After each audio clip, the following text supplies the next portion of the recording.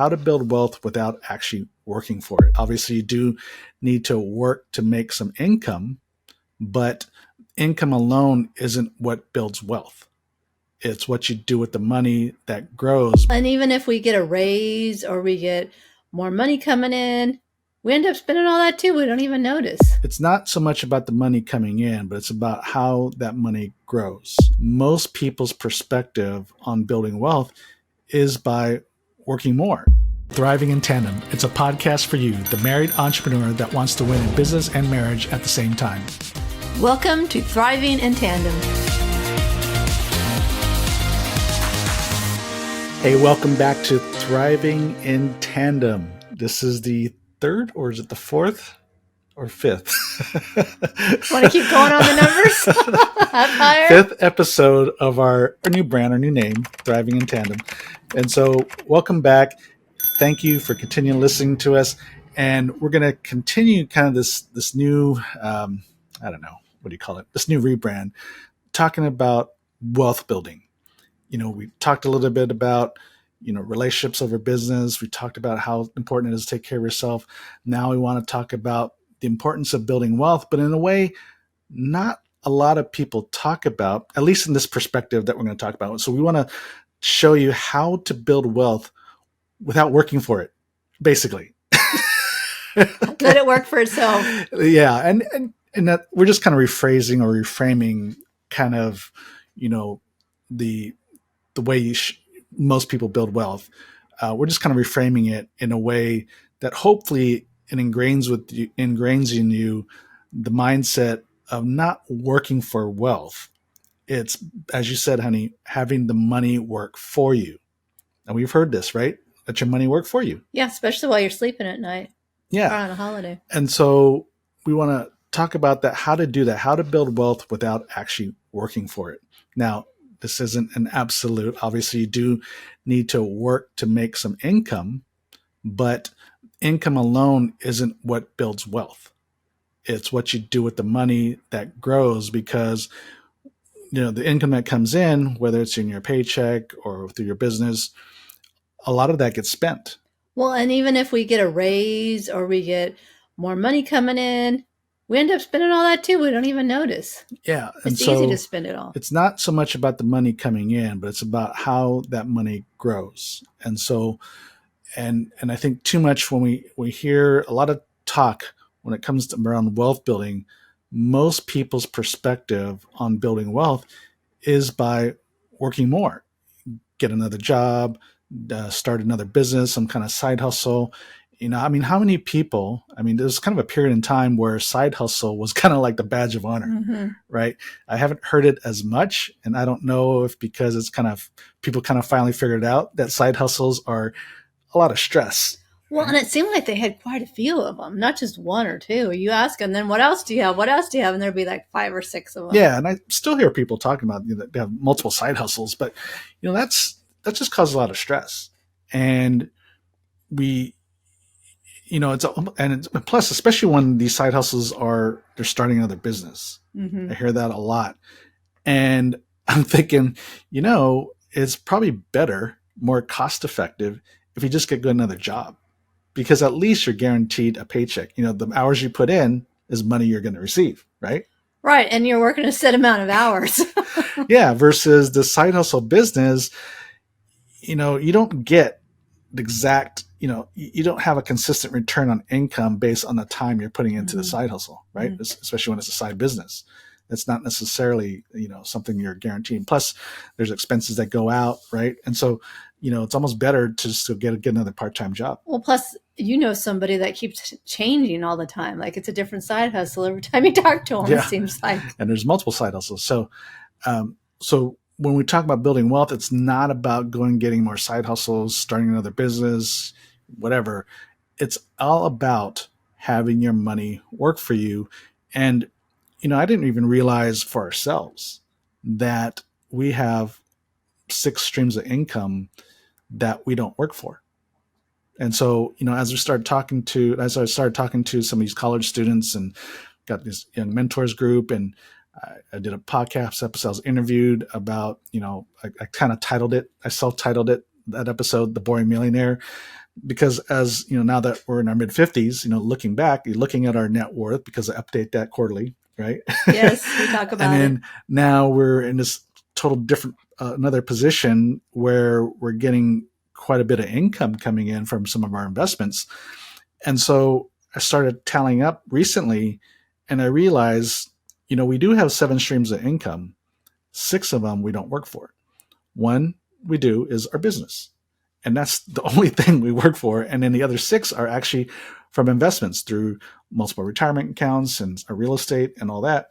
And so we have multiple streams of income that a lot of people talk about, but those multiple streams are stuff, are money that's coming in. Well, it's growing, number one, and then it's also income coming in, but we don't work for it. And so I want to talk to you about this because this is, I guess, one of the things about building true wealth that people get wrong. And again, first is, working for more money, right? Side hustles and all that's one. Number 2 is they want it fast. Yeah, quick and easy. Yeah. Yeah. And then that can happen. Like you can fall into some business or some investment that provides this huge return all of a sudden, and that happens, but that's the minority of the time. Yeah, the odds of that are very low. The odds of that are very low. And those things are usually really risky. Sorry. Yep. And when you're chasing returns, right, we do know that the risk goes along with the return. So the higher the return that's promised, the higher the risk. Mm-hmm. And then the lower the return, the lower the risk. Savings account, low return, low risk. You start talking about people, talking about 20%, 30%, 40% returns, you just know there's a lot of risk. If it's even legitimate. Even know people that invested their retirement into what turned into be a Ponzi scheme. And so they lost it all. It was so sad. Yeah, because people were chasing money. Mm-hmm. And they didn't do their due diligence. And they got caught up in the hype. And so that's the other thing is people tend to invest with emotion. They get caught up in the hype. And like in this particular case that you're talking about, honey, that the person that was pitching this investment was talking about how, the business is going to go IPO next year. And once that goes IPO, you're going to make a ton of money. It's could be the next Amazon or next Apple, mm-hmm. right? They kind of built the hype. And then they even threw out names of people, celebrities, athletes, presidents that are participating. Mm-hmm. And so you get caught up in the hype of it all, and you get caught up in this mob mentality. Is like, oh, if they're investing, then I should invest, right? And nowhere in that presentation did they actually talk about the business, right? I remember when I was asking him questions about the business, the financials, the projections, he kind of skated over it and was just kind of condescending to me. Mm-hmm. Really, his pitch was all about the hype, and that was a big red flag. And so, anyways, but so many people got caught up with it because of the hype and because of an immediate return.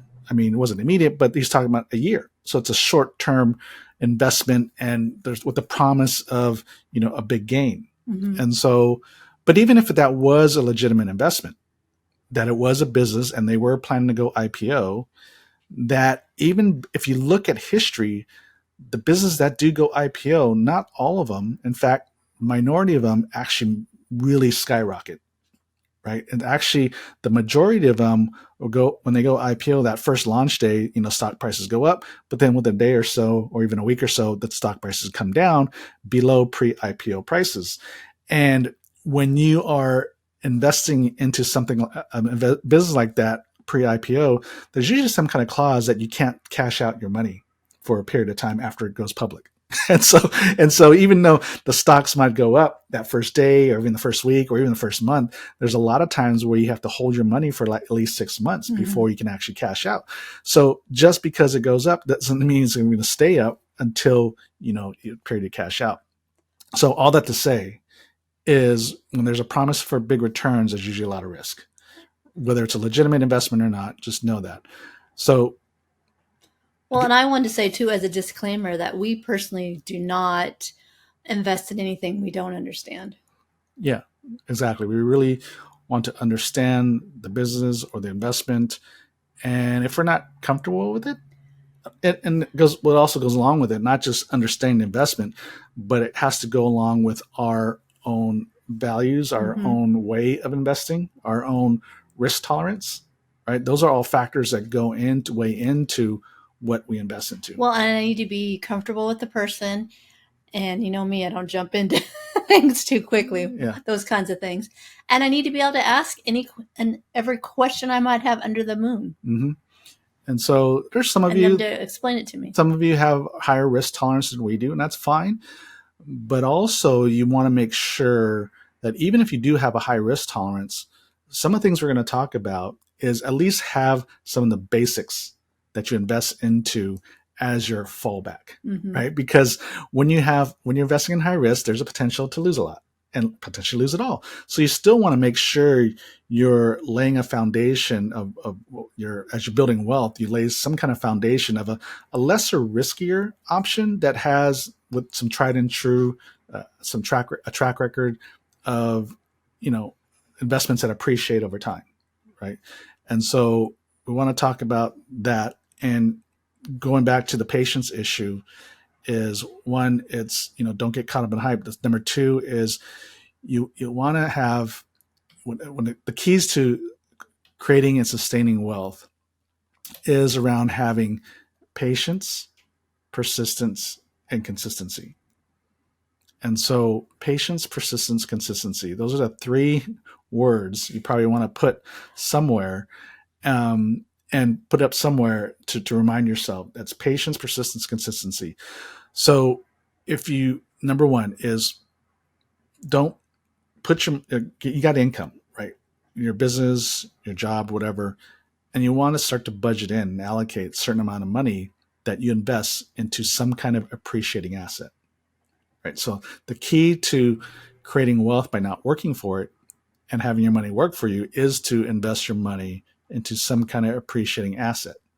So stocks and bonds, mutual funds, because when you talk about stocks, you don't want to just invest into one company stock. You want to diversify, create a portfolio that's diversified of multiple businesses. And so that's why mutual funds are so attractive, because you're investing, one fund is basically invested into, sometimes over 100 companies, 100 corporations. And so that diversifies your risk. So even if 1, 2, 3 companies go bankrupt, because there's the safety of actually investing into multiple businesses, right? So mutual funds are attractive. And then, of course, there's annuities and different. There's the Roth. And there's Roths and IRAs. Retirement. You're never too young. You can start in your 20s and you'd be surprised. It's crazy when you do the numbers for compound interest. Yeah. So let's kind of just even walk through kind of how we did it. So first is retirement account. So retirement account, when you get older, you're going to need money, right? You're probably going to be working less, hopefully. And so you're going to need some income, and you don't want to rely on Social Security. And so therefore, your first step is to invest into your retirement. That's the one thing everybody should be invested into. So if you're working for a company that has a retirement plan like a 401k, definitely invest into that. If you have your own, for your business owners, then of course set up your own SEP IRA or some kind of IRA. Get with a financial advisor and set up your own retirement account. So there's two forms, right? Traditional IRAs and Roth IRAs. IRAs are money that you invest pre-tax, so it lowers your taxable income. So there's tax benefits in investing into that, and so it reduces your taxes that you pay now while you're investing for the future. So that's nice. And then the Roth IRA is after-tax money. So then you put your money in, you've already paid tax on it, on that income, you put money in and it grows tax-free. So when you pull it out of retirement, you don't pay any taxes. So that's great, right? So that was the first thing I started to invest into. And when I was 25 years old, right, when I first started investing into my 401k account, I invested $200 a month. I only made $30,000 a year.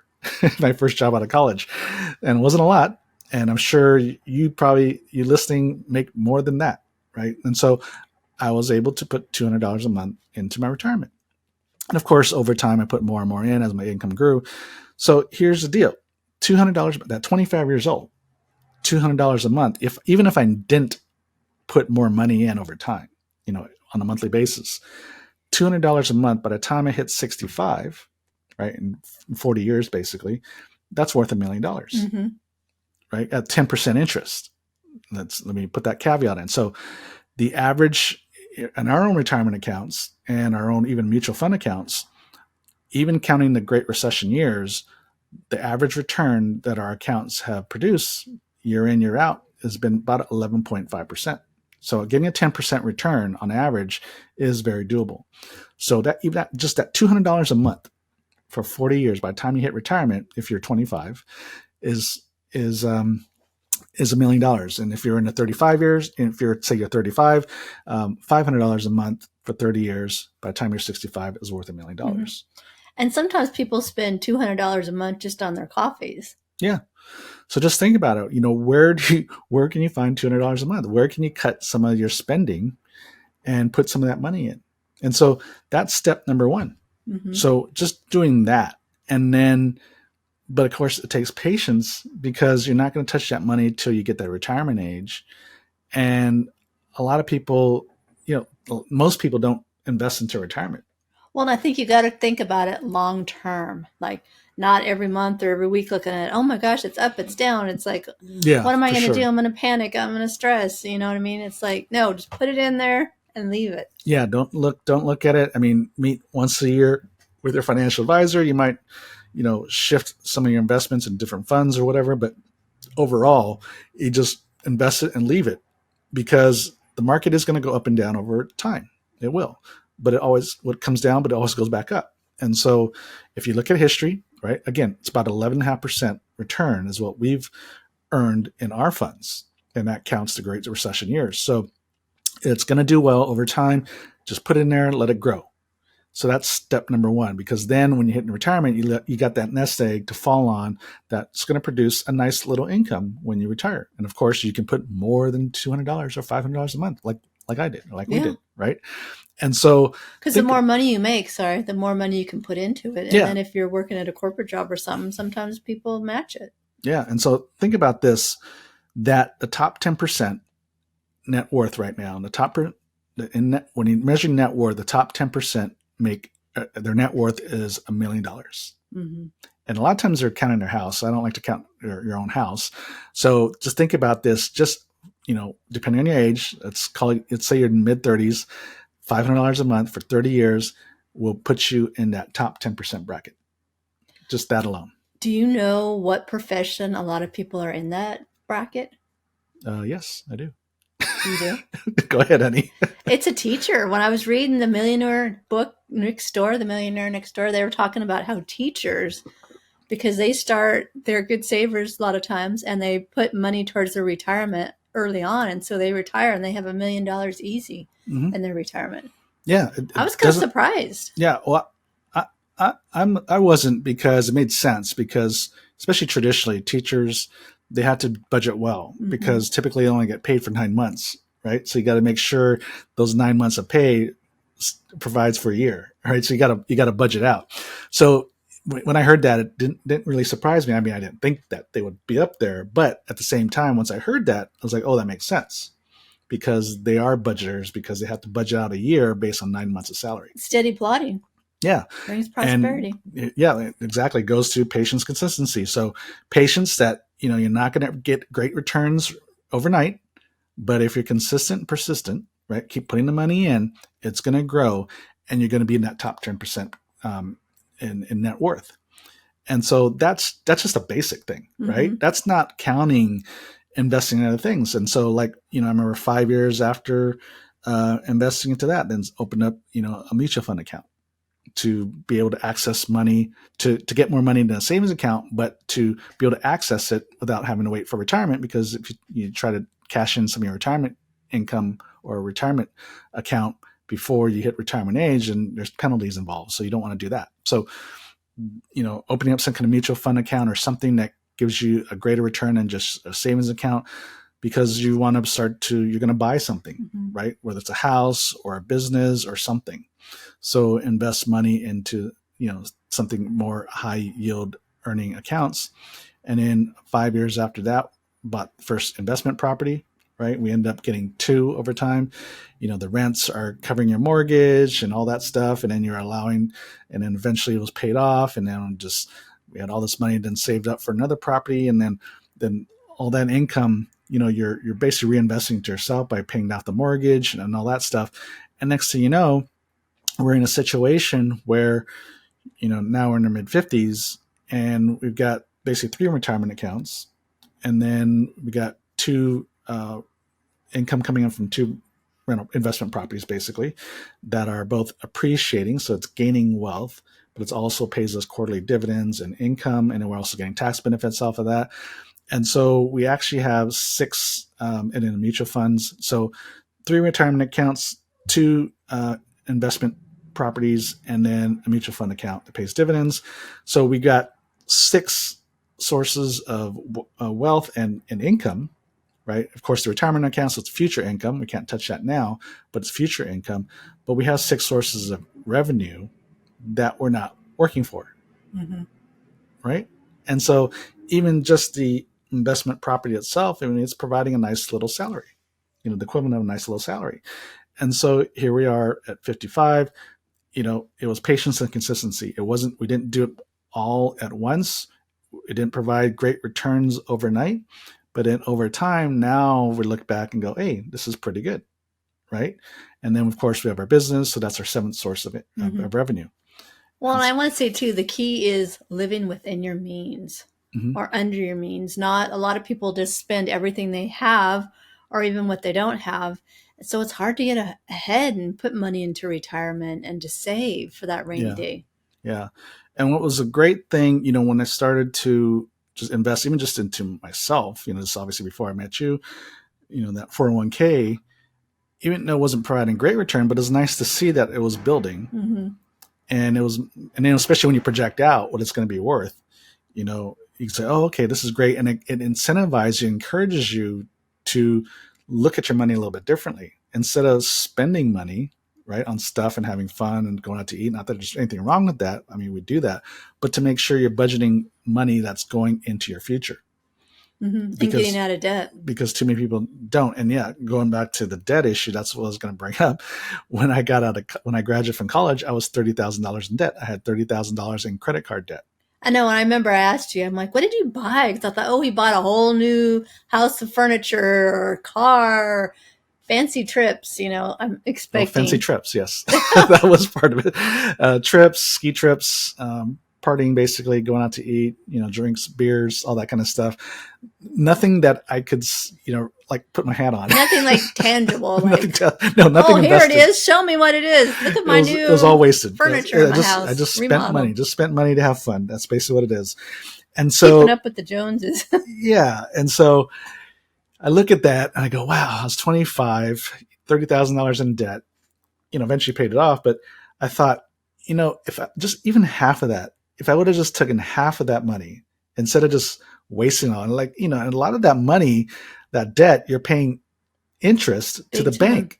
So it's not only did I buy something just to have fun and just consume, but I also paid like 20% over it because that's probably more than that. I'm just saying at least 20% more because interest on a credit card is 20%, right? Or roughly.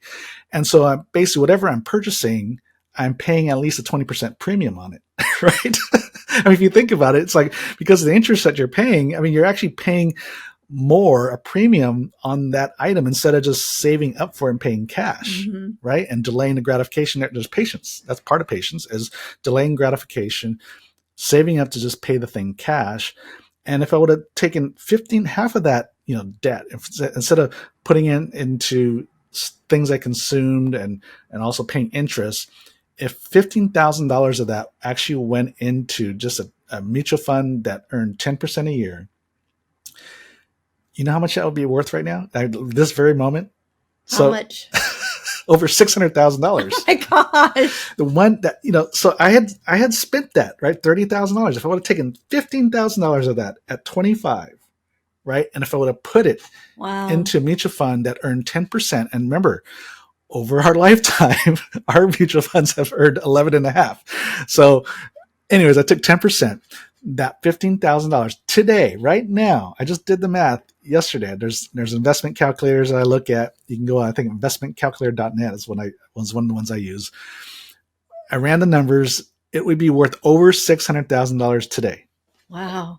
That really adds up with the compound interest, Yeah. doesn't it? Yeah. So that goes to what we said earlier is we spend and waste a lot of money because I hear so much. We hear a lot of times, oh, I don't have any money to invest in, right? And the reality is you do. It's just that your money is just going to other things besides investing into yourself. Do you know where your money's even going? Are you keeping track and budgeting? And speaking of that, remember years ago where we kept track of every penny we spent for a month? Yeah, you were happy about that. Yeah, but it was an eye-opener. I mean, I literally, even when I paid cash, I asked for a receipt. I want to make sure I track every penny and where that money went, whether it was going out to eat or paying bills or whatever it was. We made sure we accounted for every penny that we spent for a month.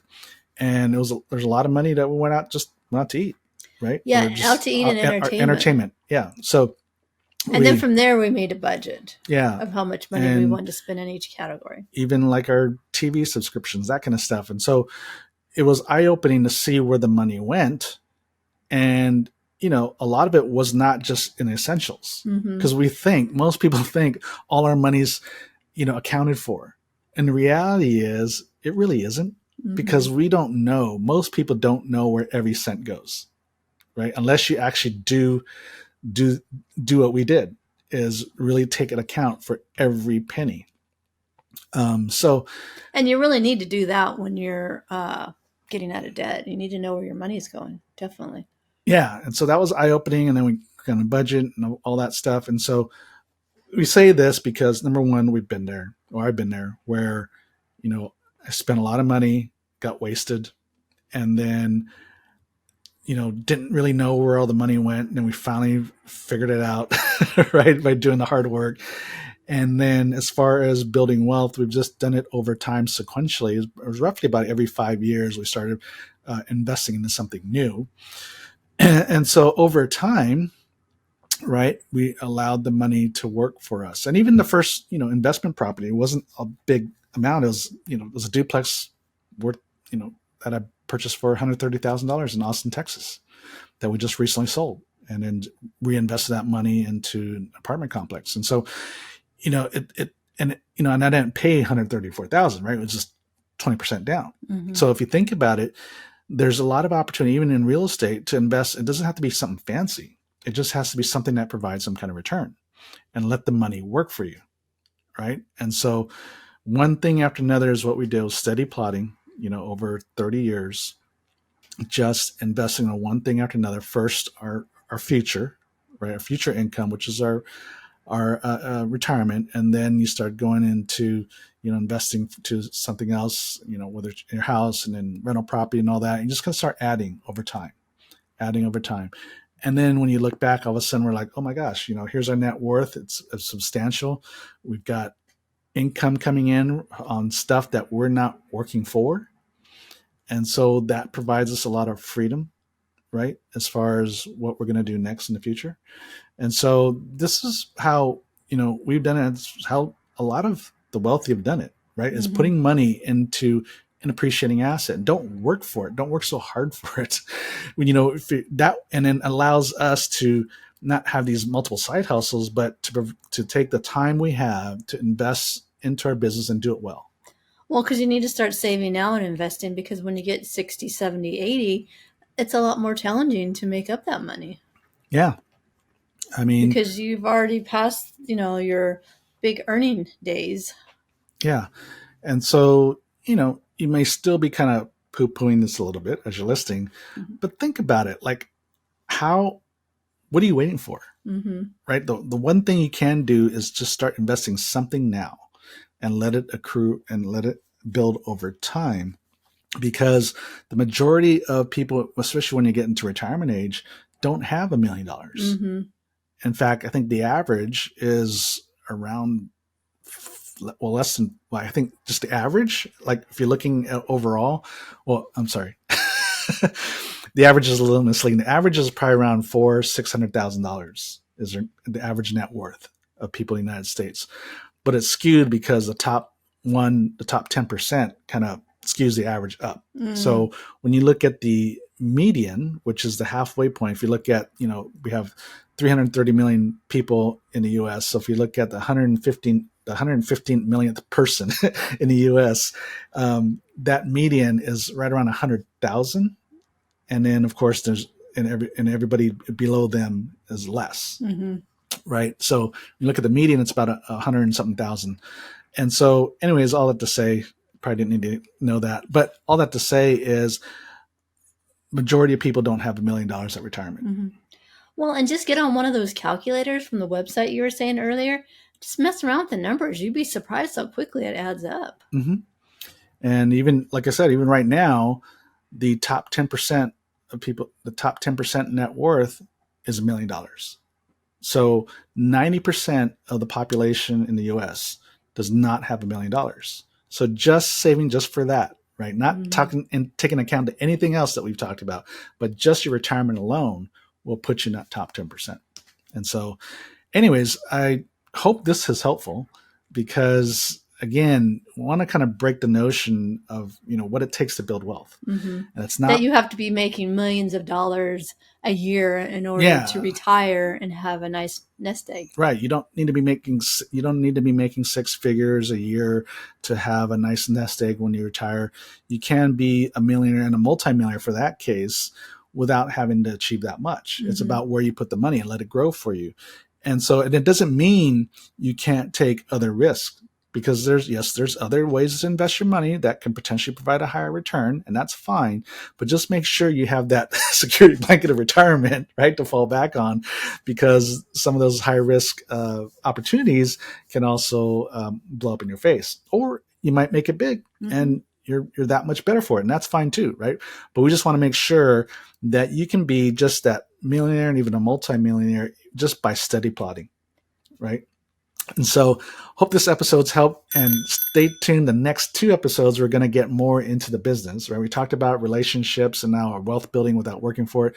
Now we're going to start digging into the business a little bit of how do we do it better, right? Because we're all about work-life balance, and we don't want you to just be working your business and have time for everything else, but we want you to work smart and build your business, be able to scale and grow, but have greater freedom from the business so you can enjoy the wealth that you're earning, as well as, most importantly, your relationships with your spouse and your kids, right?